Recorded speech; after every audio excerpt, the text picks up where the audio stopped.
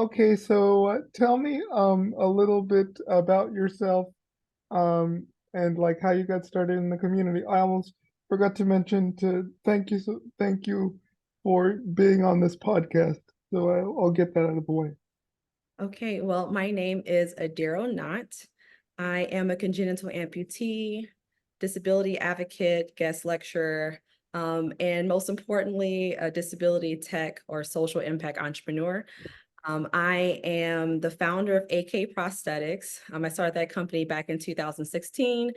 As a congenital amputee and prosthetics user, I saw that prosthetic limbs or customized prosthetic limbs and the most technologically advanced ones were not accessible to the community, especially amputees of color. So I set out on that venture for about 7 years, received investment, angel investment, was able to do a couple of phases of R&D, create some prototypes, do some hiring, but still not enough to break into the market. So I have pivoted to a new problem, which is inaccessible air travel. I'm sure you've seen, Laszlo, that people are dying from flying. People are, experiencing bodily injury. Their wheelchair devices, which are extensions of themselves, are being damaged. And I wanted to solve that problem. So I pivoted last fall in 2023 to solving solving this problem of inaccessibility. So yeah, that brings me to, where we are today, Laszlo. Yeah. Now that you mention it, I remember I saw an article about somebody who was flying some sort of airline and that their somebody's wheelchair was damaged. Like some airline mishandled somebody's wheelchair. Mhm. I don't know if you've heard about this, but it was in the news a couple years ago, I think. Mhm. Yeah, there's so many stories. Yeah, there's so many stories. I think the story that really catapulted or was the catalyst for me to start Safer was there was a man with a tracheotomy, a tube, and a wheelchair user took a flight on United, and he was mishandled and was removed from the plane seat kind of aggressively, and the last thing he said was, "I can't breathe." And after being injured during that transfer from the plane seat to his wheelchair, he's now in a vegetative state, and United Airlines had to pay a $30 million lawsuit to his family. And his life expectancy has been reduced by 7 years. So, stories like that are happening all the time. Airlines are damaging 31 wheelchairs daily. And it's just a lot of miseducation happening. And so I'm hoping that with Safer, with our air travel accommodation solution that streamlines that process, as well as educating and providing airlines with staff, with dedicated staff, and educating all airline members about disability and our access needs. I'm really hoping to make air travel safe and enjoyable for us and not be a death sentence or a $50,000 bill. Yeah, because what I was going to ask is like, I know it's not in my questions, but what has been going on in the airline industry with all these sorts of incidences? Because I, as a traveler myself, I have not experienced it, but I'm Uh-huh. sure other people have had those experiences. So I'm wondering, what have you sort of read in the news or seen? Um, Yeah. Thank you. It's a great question. Um, what I've seen personally, I've seen that airline staff are not prepared for certain situations. For example, um, I was on a flight, a woman, defecated in her plane seat, and she was kind of forced to stand outside the gate and just kind of stand there. And the mm, airline was not equipped for that. Um, I have, I personally have TSA pre-check, and when I wear my prosthetic limb, I am subjected to bomb swabs every single time I go through TSA. And if I don't wear my prosthetic limb, I'm not subjected to bomb swabs. People with feeding tubes are subjected to bomb swabs. People with intellectual disabilities are experiencing more screening than necessary. And it just seems like overall, there's just like a lack of understanding and acceptance of people with disabilities. And we're not really given a dignified experience when we travel. Um, Currently, airlines are losing and damaging 31 wheelchairs a day. This is costing airlines about $58 million per year in wheelchair repairs and damages. Um, it's just the numbers are bad and they're going up every day. And so I really would like to create a solution where we can fill in those gaps. And I think the first solution would be um, find a way so that when passengers with disabilities, as well as the elderly, whether you have a physical disability, a mental disability, and especially an invisible disability, because if you have an invisible disability, they don't believe you. The airline staff don't believe you and they argue with you. I would like to find a solution where we don't have to keep advocating repeatedly about our access Mhm. needs. And I believe with having an account, like a safer membership and creating an account where you can tell us exactly what your access needs are. We don't really need to know like, what your conditions are. We just want to know what your access needs are. If you want to share your conditions, you can, but we have to be in alignment with HIPAA privacy. Um, I'm hoping that at every touch point, when a passenger with a disability comes to the airport, at every touch point, whether they're speaking with a ticketing agent, TSA, gate agent, flight attendant, that all airline staff have access to your account on a desktop and they know exactly who you are and what your needs are. So you don't have to keep advocating over and over. Another issue is that, TSA doesn't understand about ventilators. They don't understand about feeding tubes. There's been situations where a plane had to make an emergency landing over an issue that could have been resolved if they allowed for the person on the ventilator to bring their additional battery pack.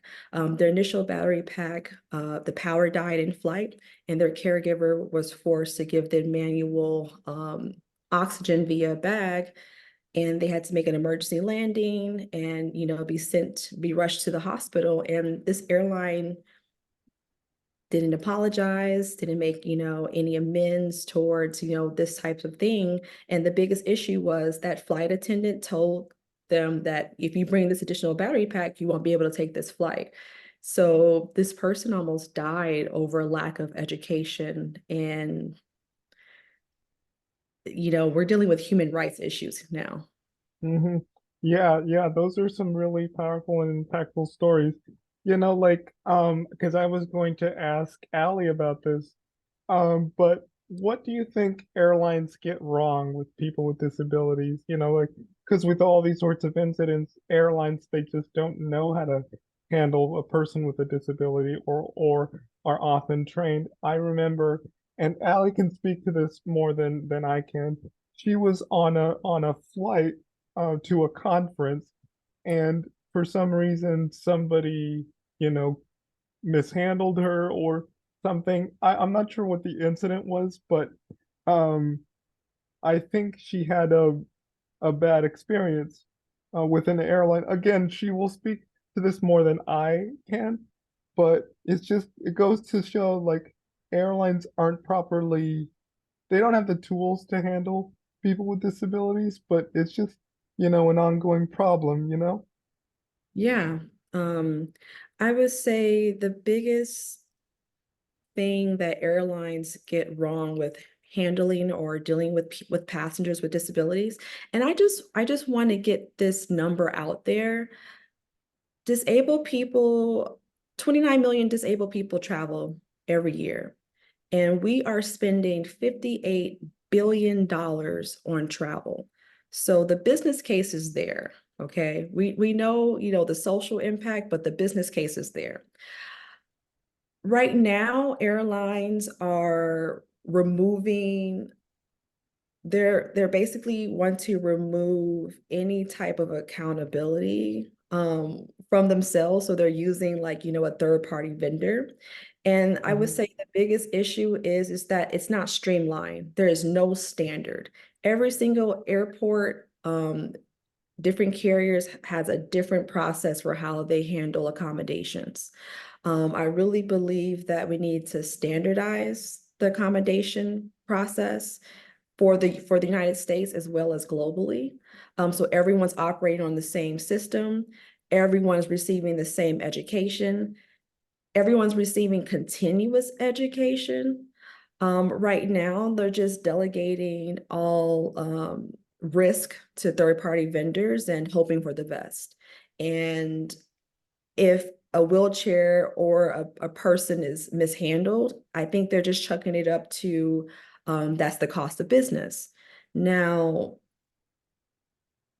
extensions of our bodies are tools and devices that we use for independence, should not be chucked up to a cost of business. And all this really takes is properly training people, paying people enough money to care about the life that they are handling. Um, I would say another issue is the same issue that caregivers are seeing and home health care professionals are seeing in the industry. There's like a shortage of these people, and I think because we're not paying them enough.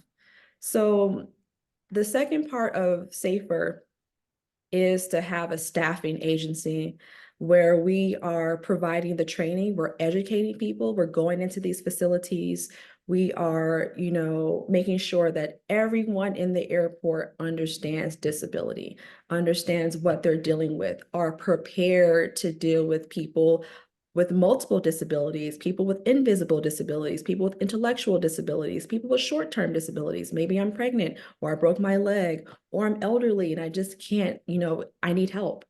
We just need more training and education, as well as a streamlined and standardized process for dealing with accommodations. And that needs to be done as soon as possible. Legislation, the USDOT is requesting to strengthen the Air Carrier Access Act. We have a lot of disabled people, a lot of community members attacking this from the policy and legislative perspective. And I see SAFER as well as I'm speaking with Senator Tammy Duckworth's team, and they see this as the first technological solution to actually bring that legislation to fruition. Mhm. Yeah, oh no, that's nice. Like my next question is what, like what is safer and like and how are you guys like really helping people with disabilities, really have a meaningful travel experience? Yeah. Thank you. That's a wonderful question. So SAFER is built by disabled people for disabled people. So that's the first thing. I am putting our needs first, putting our access needs first. I'm not begging and pleading with people. I'm demanding that our needs are put first. I want it to be that we can travel the world. I want it to be that we can go anywhere that we want to go. And it shouldn't be a fear that we will experience bodily harm or a fear that our wheelchair or assistive device will be damaged. And I'm hoping to also be a lead in change of just the overall plane environment. And my long-term goal is to have my own fleet of planes. Again, I'm not going to beg to change a table or to bring a chair to a table. I'll just rather create my own table. I would love to see a fleet of planes dedicated to people with disabilities, people who are oncology patients who are, laying down in a bed, wheelchairs being able to be enrolled on to the airplane. But that's long-term goal. So what we do right now, SAFER is a two-part solution. The first is we offer an air travel accommodation platform that has two interfaces, one for passengers with disabilities and the elderly, and the second interface are for airline staff or dedicated SAFER staff to be able to facilitate those accommodations. So on the passenger and user interface, when you go and purchase your tickets, you check that box which asks, do you need a reasonable accommodation? When you check that box, you'll be transported to the Safair platform where you can sign up for a membership. Right now, I am testing and trying to understand from the disabled community what would be an appropriate fee for the yearly membership. So you can create that membership, tell us exactly what your access needs are. And I'm also hoping to create tags so that we can be able to provide those data sets and data insights. But with creating that account, when you go to, the day of your flight, whatever your needs were, if you need someone to assist you from the curb, we're going to do that. But at every touch point, we want it to be that all airline staff know who you are and what your needs are. There's no you having to continuously educate this person over and over. And then we also want to make sure that we are properly educating staff to stow away wheelchair devices and assistive devices correctly. And this is really just like, I would say, like an operations issue, a logistical issue. I'm sure you've seen the videos where wheelchairs are just being tossed outside of the plane by baggage handlers, and that's unacceptable. We should not have to go to repair shops and try to fix our wheelchairs and assistive devices right after a flight, or have our wheelchairs reassembled or disassembled and parts are being left. It's just so many things are happening. There's so many variables. But again, I think it comes down to there's no standard, there's no nothing streamlined, and nobody's really enforcing anything. And so I believe with Safair having the air travel accommodation platform coupled with the staffing agency side of our solution would be a win-win for everyone. So the membership, there is a fee. Right now, I'm considering a $149 fee. I personally believe, as a member of the community, I personally believe that these accommodations should be paid for by airlines, and that's something that I'm working towards. And while I'm doing that, I do plan to have a fund that will be funded by airline carriers, because this is really their responsibility and problem to solve, but to create opportunity for passengers with disabilities and the elderly who are in financial need to have memberships, Safair memberships too. Everyone deserves to have access to Safair, but I'm considering, different strategies to launch to get the solution out there as soon as possible. And I believe that having the community pay for it would be the best way to do that. But I also want to offer a 6-month to 12-month free membership. And this really allows for people to see if Safair is actually going to save their lives when they fly. And after the 6-month or after the 12th month, I'm still figuring that out right now and talking in focus groups. After that, once we've proven to you that this is a safe solution, that, your role will be open and you'll be able to freely travel knowing that you and your assistive devices are safe, then people will be willing to pay for the service going forward. Mm-hmm. My last question, I guess, is what can airlines do to better serve people with disabilities? Because you laid out a bunch of issues going on in the airline industry and how Yeah. your company is helping people with disabilities, have a memorable travel experience. So I'm Yeah. wondering, generally speaking, what can airlines do to like better serve customers, particularly people with disabilities? I believe the number one thing that airlines could do would be to listen to disabled people, listen to our stories. They're being tagged on TikTok and social media of countless incidences about our experiences. The second thing would be they should procure services from vendors who are experts in the fields of accessibility and inclusion and disability, such as Safair. Right now, the vendors that they are procuring are security and logistics, companies that are all encompassing, that just happen to include, we can push a wheelchair, or we can do a transfer from the wheelchair to the plane, but they're not actual professionals in this type of work. So actually procuring services from vendors like Safair. I'm in the process of, being certified so that I can, be a vendor to airlines and be that solution for them. So them being open to working with disabled innovators who are bringing technological solutions to the community.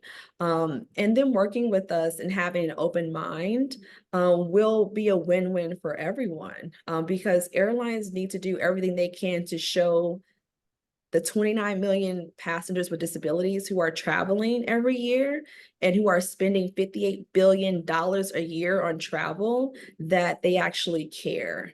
And so them working with a company like mine would really show the community that they are serious about making the legislation possible and actually caring about accessible air travel and about this human rights, because this is a human right. It definitely is. Yeah.